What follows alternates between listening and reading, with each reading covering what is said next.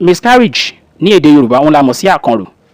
Èyí máa ṣẹlẹ̀ sí àwọn obìnrin tó bá ṣẹlẹ̀ lóyún ní tí oyún wọn bá ṣì wà ní oyún ọ̀sẹ̀ kan sí 20 ọ̀sẹ̀ láti láàrin 1st week to 20 weeks.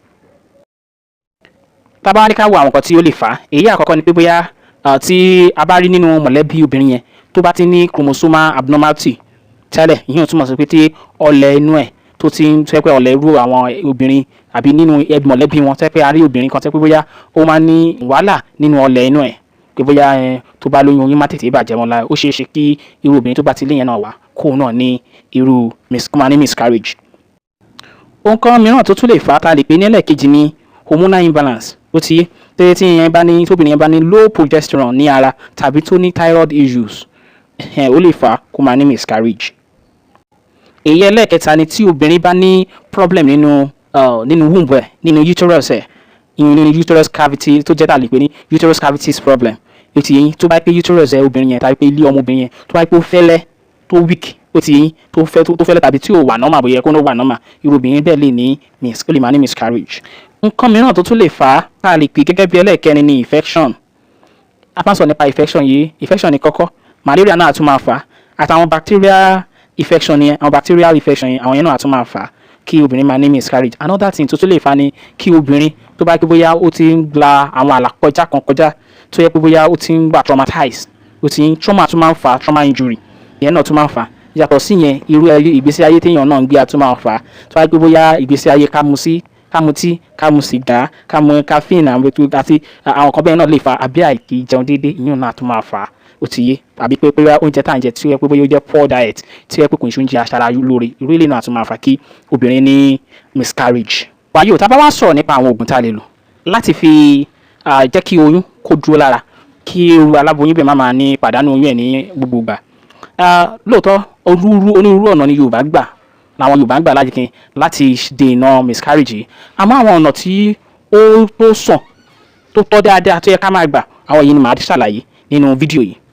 Torí pé tábánikà wò àwọn kan máa ṣe pé bóyá wọ́n mú oyún yẹn wọ́n lọ gbé kọ́ àbí kankan, tẹ́ ẹ bá lọ gbé oyún kọ́ tẹ́ pé ẹni tó gbé kọ́ tó bá kú sí òmọbi tí tẹ́ mọbi tó gbé kọ́ àní rí wàhálà, tàbí pé bóyá ibi tẹ́ ti gbé kọ́ àwọn ọmọ kan ń ṣeré kiri wọ́n lọ fi gírí bọ́ àní rí wàhálà. Ó ti yé tàbí pé bóyá nǹkan míì tí wá lọ ṣẹlẹ̀ pé bóyá wọ́n kọ́lé síbẹ̀ àbí kankan bẹ́ẹ̀ yẹn. Ó ti yé and aside from that, oyún tẹ́ gbé kọ́ tẹ́ treat bóyá bacteria ni àbí bacterial infections obìnrin yẹn ní tẹ́ treat nígbà tó máa bímọ yẹn, ọmọ yẹn máa forí kó bacterial infection yẹn, ó lè bacteria tó ọmọ yẹn bá forí kó yẹn ó lè sọ ọmọ yẹn dàbírùn, ó lè sọ ọmọ bẹ́ẹ̀ dàbírùn. Àmọ́ àwọn ọ̀nà tí a lè gbà yanjú ẹ̀ tó yẹ pé kò ní fa pé bóyá ọmọ forí kó bacterial infections àbí àwọn nǹkan kan tẹ́ pé a máa treat àti tìyá àti tó yọ ọlẹ́nu tó tọ́lẹ̀ ẹnu gan máa fi dúró ní ara, àwọn ọ̀nà náà ni. Èyí àkọ́kọ́ ni pé máa rọ obìnrin ọ̀hún náà tó lóyún àbí tó ṣẹ̀fẹ̀ lóyún yẹn pé kó kọ́kọ́ treat infection tó wà lára ẹ̀. Tó bá ti treat ẹ̀ lẹ́yìn èyí máa sọ pé kí wọ́n ṣe àwọn oògùn àkànrò yìí sí obìnrin náà lára. Kí ni àwọn nǹkan tí ẹ lọ bá mi wá àṣẹ ọká, àṣẹ ọmọlé, ewé ẹ̀mú bóòlẹ̀ àti ẹyọ atari kan, bóòlẹ̀ ṣe wá ṣe. A ó lọ gbogbo kíní yìí, a ó lọ pọ̀, a ó fi sí gbẹ́ mẹ́ta sí ẹ̀yìn obìnrin tí kíní yẹn bá jà. Ó ti kò pé ó tún lákọ̀rò kò tún jọ mọ́. Èyí tí ó jẹ́ ẹlẹ́ẹ̀kejì ni pé a ó lọ ra odidi àdán kan tó pé ìyún àdán tó pé kan àti odidi atari kan, a ó wá jó sínú apẹ̀jù oògùn, a ó jó tá a bá ti jó a ó lọ tí ó di oògùn. Irú ẹni bẹ́ẹ̀ ó máa fi mu ẹ̀kan gbóná ní àràárọ̀. Tí ó jẹ́ ẹlẹ́ẹ̀kẹta, ó rọjú gan fáwọn tó wà ní abúlé, ó ti yé tó wà lábúlé láti ṣe. Kí ni àwọn kan tó máa bá mi wá, wọ́n kọ̀ lọ sínú inú igbó tàbí nínú oko, wọ́n á rí igi tó bá ti rí igi tó ní omi nínú, wọ́n pa àwọn igi kan wà tó yẹ kó máa ní ihò tó máa tẹ́ pé omi lè máa rọ sínú omi inú ẹ̀yẹn gbọ̀ngàn náà nílò, wọ́n wá bá wa bù sínú ike wálé, kọ́ máa fomi kankan mix ẹ̀ kọ́ máa fomi kankan lú o, tó bá ti wá bù sínú ike wálé. Irú obìnrin tó ní àkànrò yẹn tó bá ti àràárọ̀ wọ́n á lọ ra ẹ̀kọ́ eléwé náà, wọ́n á jù sínú, wọ́n á tú, tó bá ti tú wọ́n wá ta omi inú ihò igi díẹ̀ sí, wọ́n fi fọ́ ẹ̀kọ́, wọ́n fi ògidì oyin sí dáadáa, so kẹ́ni náà máa mú ní àràárọ̀. Nǹkan tó ń jẹ́ àkànrò ó dohun ìgbàgbé. Gbogbo àwọn oògùn mẹ́tẹ̀ẹ̀ta tí mo fún yẹn, àwọn oògùn tó dájú bí ikú ni mo lè fún gbọ́n ẹ̀gbárí níbikíbi,